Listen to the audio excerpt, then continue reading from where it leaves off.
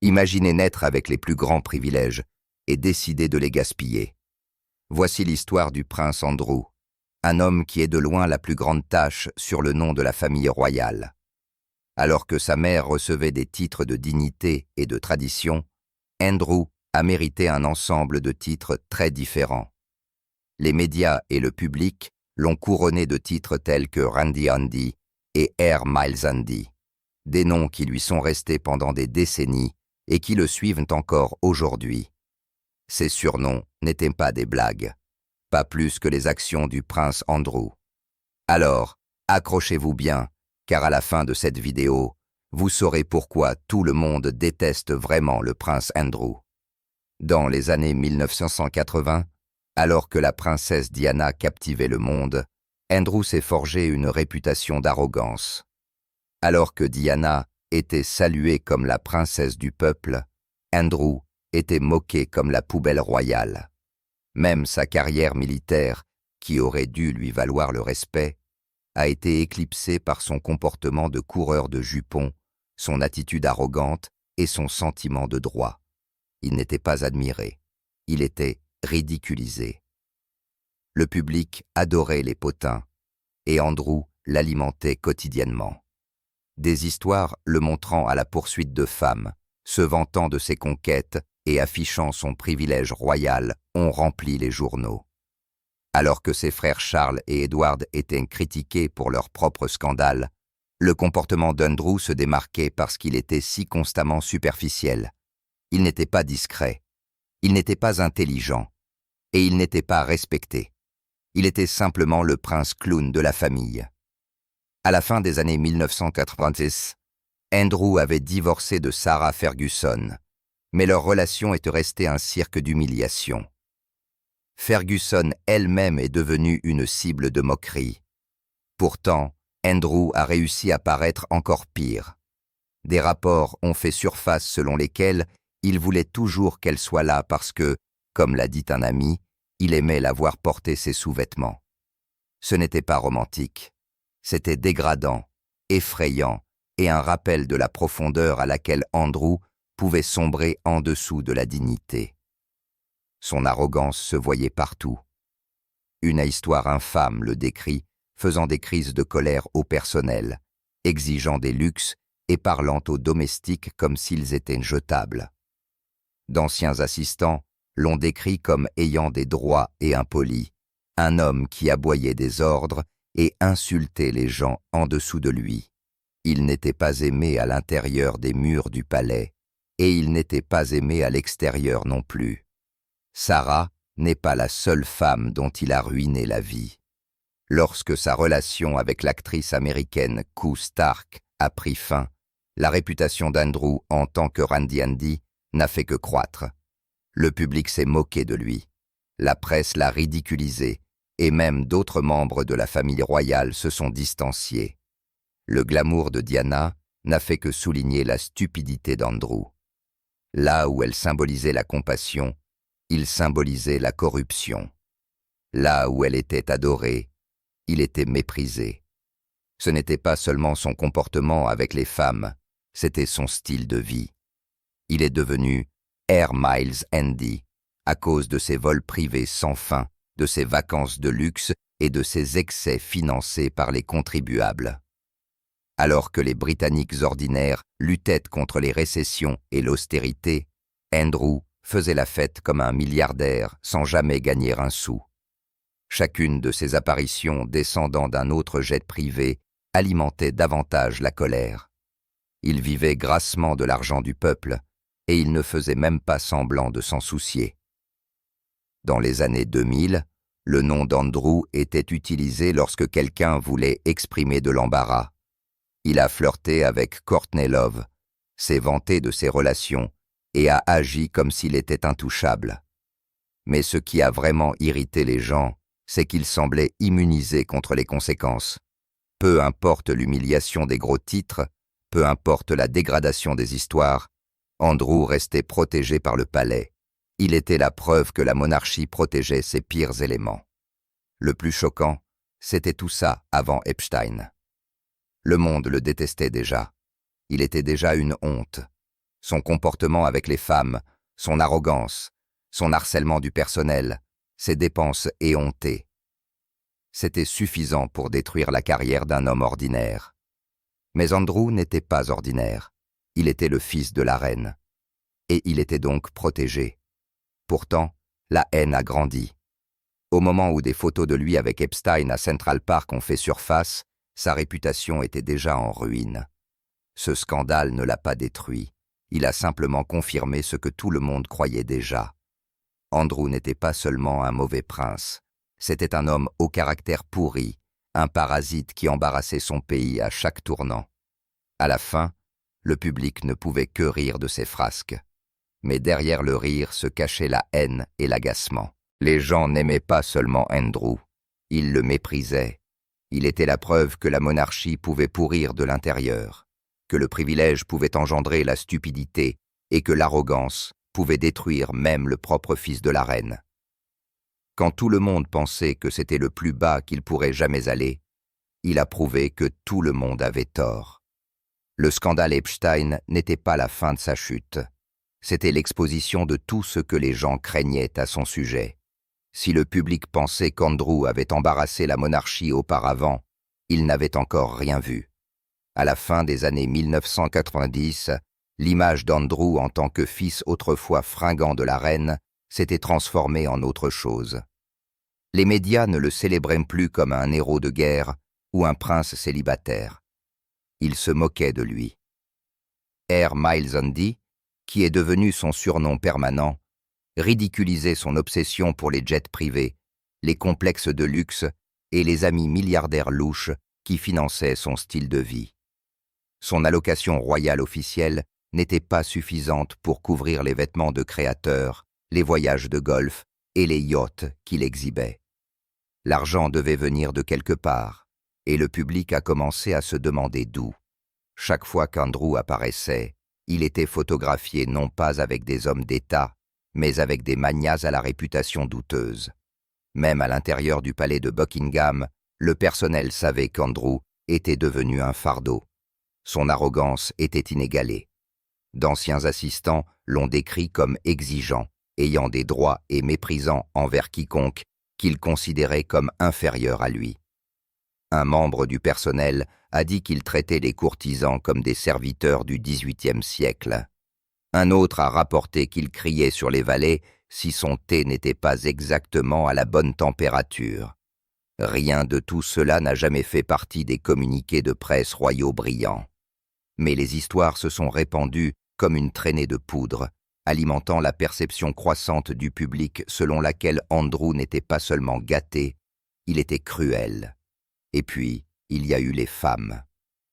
L'histoire romantique d'Andrew avait toujours été chaotique, mais elle a maintenant basculé dans la bassesse. Après son divorce avec Sarah Ferguson, la mère de ses enfants, son goût pour les mannequins et les actrices s'est intensifié. La presse l'a dénoncé pour une aventure avec le mannequin Caprice, qui l'aurait humilié en le faisant défiler dans son appartement en portant de la lingerie pour plaisanter. Au lieu du prince galant, il ressemblait à un pathétique homme d'âge moyen désespéré d'être validé. Il a été repéré à des fêtes hollywoodiennes débridées, où il aurait courtisé Courtney Love et aurait été lié à d'innombrables personnalités mondaines qui ont nié par la suite que quelque chose de sérieux se soit jamais produit. Loin de renforcer son image, ces histoires ont encore plus détruit sa réputation. Il n'était plus seulement Randy Andy. Il était la risée du monde entier. Pourtant, Andrew se comportait avec une confiance bizarre, convaincu qu'il était intouchable. Le statut de sa mère le protégeait du type de responsabilité auquel les hommes ordinaires seraient confrontés. Lorsqu'il était critiqué pour avoir gaspillé l'argent des contribuables, il balayait cela du revers de la main. Lorsqu'il était confronté à ses partenaires commerciaux louches, il souriait avec suffisance. Et chaque fois qu'un scandale éclatait, il se cachait derrière les murs du palais, convaincu que la colère du public s'estomperait. Pendant des années, cela a fonctionné, mais les fissures n'ont cessé de s'élargir. Ces liens commerciaux sont devenus plus difficiles à ignorer. Andrew a cultivé des amitiés avec des oligarques, des marchands d'armes et des desperados.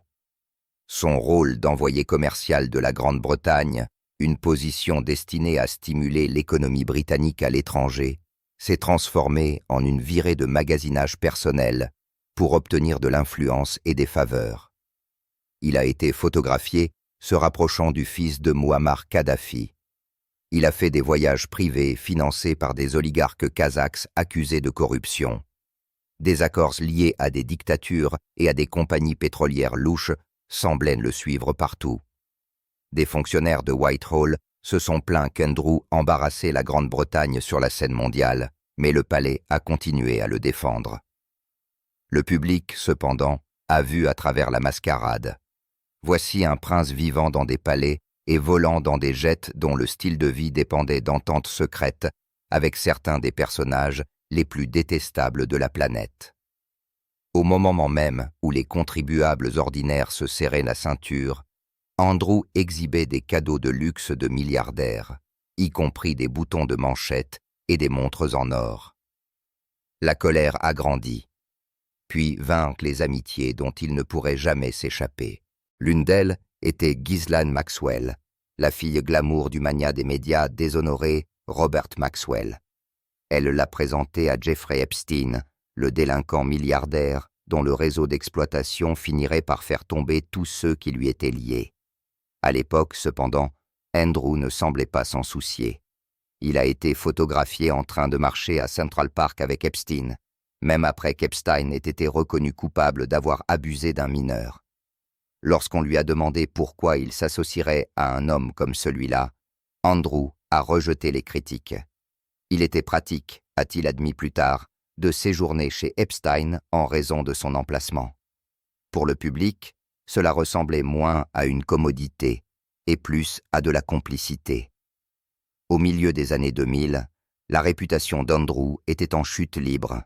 La presse l'a martelé comme ayant des droits, louches et financièrement imprudents. D'anciens amis ont vendu des histoires aux tabloïds, le dépeignant comme un homme-enfant égocentrique qui se vantait de ses conquêtes et traitait les femmes comme jetables.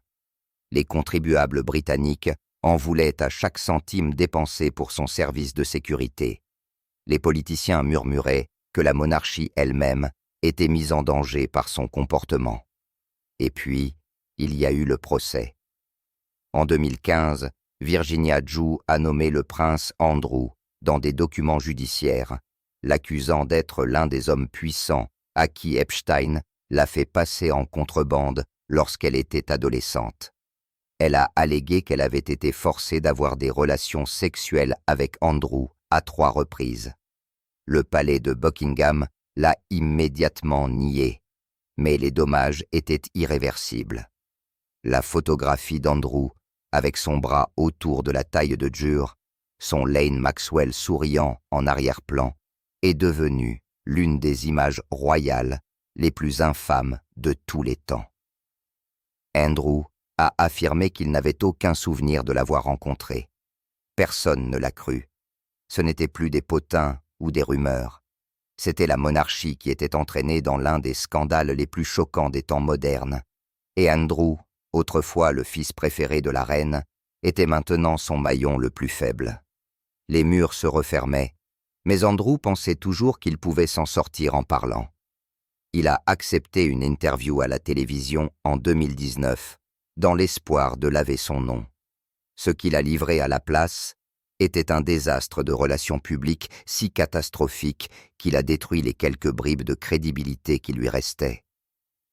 Mais avant d'en arriver à cette humiliation, à l'effondrement total et aux raisons pour lesquelles la Grande-Bretagne et le monde en sont venus à le mépriser véritablement, nous devons voir ce qui s'est passé derrière les portes de ce palais dans les années qui ont précédé son infâme entrevue sans sueur.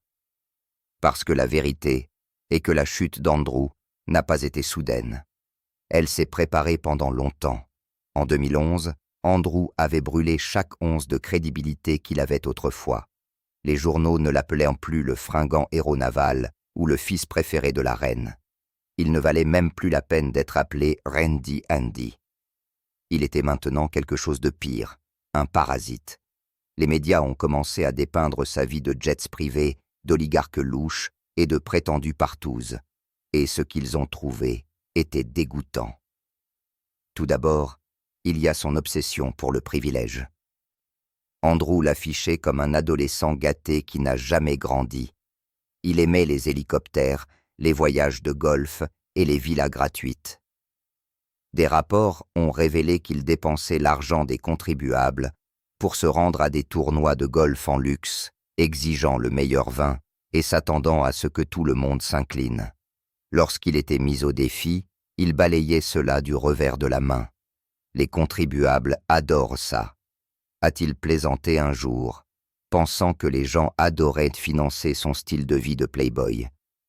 Ce n'était pas le cas. Ils étaient furieux. Tous les journaux l'ont démoli pour avoir saigné le pays à blanc, alors que les Britanniques ordinaires se serraient la ceinture pendant la crise financière. Puis sont venus les Russes. Andrew avait un goût pour les oligarques pétroliers, les ex-milliardaires du KGB et les hommes d'affaires louches cachant des fortunes à l'étranger.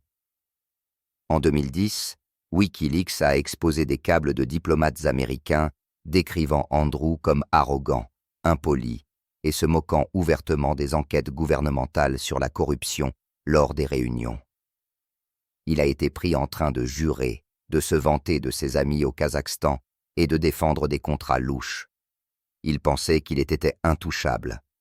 En réalité, il ressemblait à un imbécile ivre pour tous les dirigeants sérieux présents dans la salle.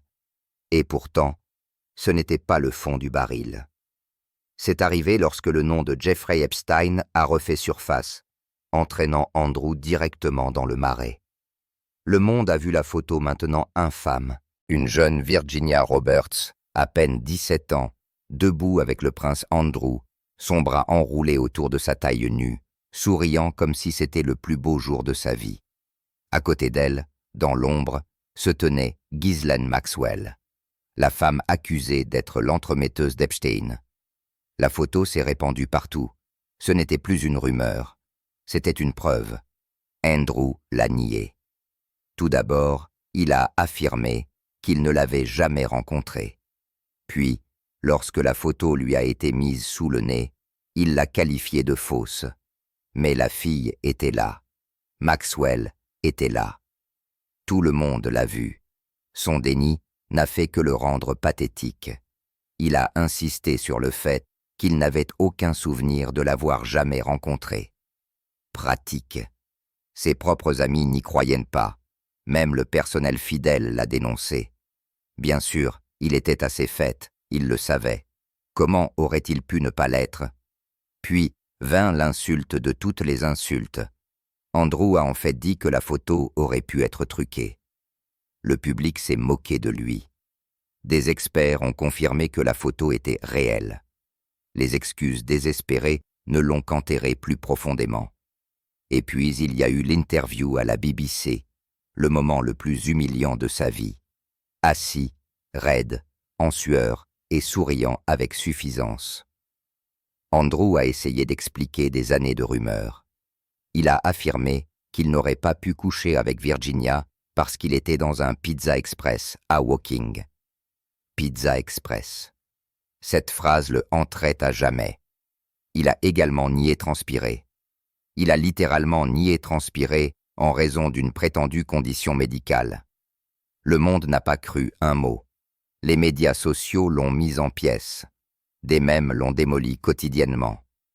En essayant de laver son nom, il l'a détruit de façon permanente. L'interview à la BBC n'était pas seulement mauvaise, elle était catastrophique. L'un de ses propres conseillers l'a décrite comme un accident de voiture au ralenti. En quelques jours, ses sponsors l'ont abandonné. Les organismes de bienfaisance ont coupé les liens et le palais de Buckingham a agi pour le faire taire. Sa mère, la reine, n'avait pas le choix. Pour la première fois dans l'histoire royale moderne, un prince aîné a été publiquement déchu de ses fonctions. Andrew a été banni. On lui a dit de se tenir à l'écart. Et pendant qu'il se cachait, les poursuites se sont accumulées. Virginia Roberts a intenté des poursuites civiles. Le FBI voulait l'interroger sur Epstein. Les procureurs de New York ont clairement indiqué qu'Andrew n'était plus seulement un embarras royal. Il était un témoin criminel potentiel, ou pire, un complice. Chaque titre de journal l'a qualifié de pervers, de menteur, de lâche. Les histoires d'intimidation ont également refait surface. Le personnel du palais a brossé le portrait d'un homme gâté et violent. Il criait sur les domestiques, les faisait monter et descendre les escaliers sans raison, et exigeait que ses ours en peluche soient parfaitement rangés, sinon il explosait de rage. Un homme adulte, près de 60 ans, qui pique des crises de colère à cause d'animaux en peluche. C'était pathétique, enfantin et dégradant, mais cela correspond au modèle. Andrew n'avait jamais grandi. Il vivait toujours comme si le monde lui devait tout, et il n'a jamais pensé qu'il serait rattrapé. Mais c'est arrivé. En 2019, il n'était pas seulement détesté, il était radioactif. Les membres de la famille royale l'évitaient en public. Les politiciens se moquaient de lui en privé. Son nom est devenu un raccourci pour désigner la disgrâce. Et pourtant, Andrew est resté défiant. Il a insisté sur le fait qu'il était innocent. Il a insisté sur le fait qu'il était loyal. Il a insisté sur le fait que le monde avait tort et qu'il était victime de mensonges. Mais la vérité était claire. Son arrogance l'avait détruit. Mais ce n'est pas la fin pour lui. Parce que même après Epstein, même après Pizza Express, même après avoir perdu ses titres militaires et son rôle royal, le prince Andrew serait lié à quelque chose d'encore plus sombre. Un nouveau scandale attendait sur le côté, un scandale qui finirait par faire dire aux gens non pas seulement embarrassant ou effrayant, mais dangereux. Le coup de grâce à l'image d'Andrew n'était pas seulement un scandale, c'était une humiliation, superposée à une humiliation. Au moment où la reine est décédée en 2022, la position d'Andrew au sein de la famille royale s'était effondrée à un point que peu auraient pu prédire pour l'homme autrefois appelé le fils préféré de la reine. Il a été déchu de tous ses titres militaires, de ses patronages et de ses fonctions publiques. La déclaration du palais était froide, clinique et dévastatrice. Il défendrait son cas en tant que simple citoyen. Ces mots ont effacé en un instant des décennies de privilèges soigneusement entretenus. Derrière les murs du palais, les moqueries étaient encore plus acerbes. Le prince Charles et le prince William auraient été furieux qu'Andrew ait mis en péril la crédibilité de la monarchie à un moment où elle était déjà fragile. William l'aurait qualifié de menace pour la famille, tandis que Charles pensait que l'arrogance de son frère avait mis en danger la couronne elle-même. Leur mépris s'est infiltré dans la presse de manière soigneusement choisie, indiquant clairement qu'Andrew n'était pas seulement un embarras. Il était activement méprisé. Mais c'est le règlement avec Virginia Giuffre en février 2022 qui a scellé son sort. Andrew a accepté de payer environ 12 millions de dollars pour éviter un procès. Bien que le palais ait insisté sur le fait qu'il ne s'agissait pas de l'argent des contribuables, les dommages étaient irréversibles. Voici un prince qui clamait son innocence, qui disait qu'il laverait son nom devant les tribunaux, mais qui a plutôt fait un chèque pour faire taire la procédure. Pour beaucoup, ce paiement ressemblait à un aveu. Le public n'a pas oublié son entrevue désastreuse à la BBC, où il insistait sur le fait qu'il ne pouvait pas transpirer et qu'il était dans un Pizza Express à Woking le soir de l'agression présumée. Cette prestation était déjà devenue une blague mondiale. Le règlement a confirmé l'opinion selon laquelle Andrew n'était pas seulement déconnecté de la réalité, il était coupable de se cacher derrière le privilège. Ce qui a aggravé les choses, c'est son incapacité à comprendre la situation. Même après s'être retiré de la vie publique, Andrew aurait fait pression pour reprendre ses fonctions royales. Il voulait que ses titres militaires soient rétablis. Il voulait défiler dans les parades. Il a même insisté pour apparaître en uniforme de marine aux funérailles de la reine. Mais William et Charles ont bloqué toutes les tentatives. En fin de compte, il n'est apparu que brièvement, marchant silencieusement derrière le cercueil de sa mère, pendant que le monde le regardait être dépouillé de ses honneurs. Les foules qui bordaient la procession ont été brutales. Un chahuteur à Édimbourg a crié « Andrew, tu es un vieil homme malade », avant d'être emmené. Ce moment a capturé exactement ce que ressentait le public. Pas de respect, pas de pitié, mais un dégoût ouvert. La monarchie elle-même en a payé le prix. Chaque fois qu'Andrew faisait surface, les questions sur la corruption, le privilège et l'irresponsabilité s'intensifiaient. Ces scandales ont alimenté les critiques plus larges de la famille royale, en particulier parmi les jeunes générations qui le voyaient comme l'incarnation d'un système élitiste dépassé. Les sondages l'ont constamment placé comme le membre de la famille royale le plus détesté, avec des cotes de popularité chutant en dessous, même des critiques les plus sévères de la monarchie. Pour beaucoup, Andrew était la preuve que la famille royale se protégeait à tout prix, tandis que les gens ordinaires subissaient toutes les conséquences de la loi. Et puis sont venues les humiliations qui ont percé ses dernières défenses. La presse a révélé ses finances désastreuses, avec des histoires de dettes impayées, d'accords commerciaux louches et de désespoir derrière les portes du palais.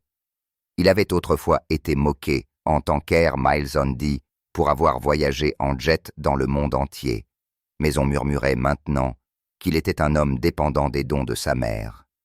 À sa mort, la bouée de sauvetage s'est rompue. Des rapports ont suggéré que Charles a réduit l'allocation d'Andrew, le laissant vendre des biens et vivre dans une sorte d'exil à Royal Lodge, un manoir qu'il refuse de quitter, même si le nouveau roi tente de le chasser. Pour l'homme qui a vécu toute sa vie avec le droit au privilège, cette existence réduite était une forme de castration publique. Mais la partie la plus dévastatrice de la chute d'Andrew est qu'il n'a jamais appris. Contrairement à d'autres qui se sont tranquillement évanouis, il a continué à croire qu'il pouvait orchestrer un retour. Même en 2023 et 2024, des fuites de son camp ont suggéré qu'il espérait une réhabilitation. Il rêvait de retourner au service public. Pourtant, chaque tentative de tâter le terrain s'est heurtée à l'indignation. Des titres de journaux rappellent au monde le scandale et le fantôme d'Epstein planent sur chaque mention de son nom. La monarchie est passée à autre chose. Le public est passé à autre chose. Seul Andrew refuse de comprendre qu'il est fini. En fin de compte, la raison pour laquelle tout le monde déteste vraiment le prince Andrew est simple. Il symbolise l'arrogance sans conséquence, le privilège sans responsabilité et la disgrâce sans excuse. On lui a accordé tous les avantages dans la vie, de la naissance royale au prestige militaire, et il les a gaspillés dans la cupidité, l'imprudence et les amitiés avec des prédateurs. Sa chute n'est pas le résultat d'une seule erreur, mais de décennies de droit qui se sont heurtés à un monde qui n'est plus disposé à détourner le regard. Et ainsi, son héritage est scellé. Autrefois le fils préféré de la reine, il est maintenant la figure la plus méprisée de l'histoire royale moderne. Le prince qui ne pouvait pas transpirer. Le prince qui a payé des millions pour faire taire les accusations. Le prince qui a transformé le privilège en honte. Pour une monarchie construite sur l'image, Andrew est devenu la tâche qui ne partira jamais.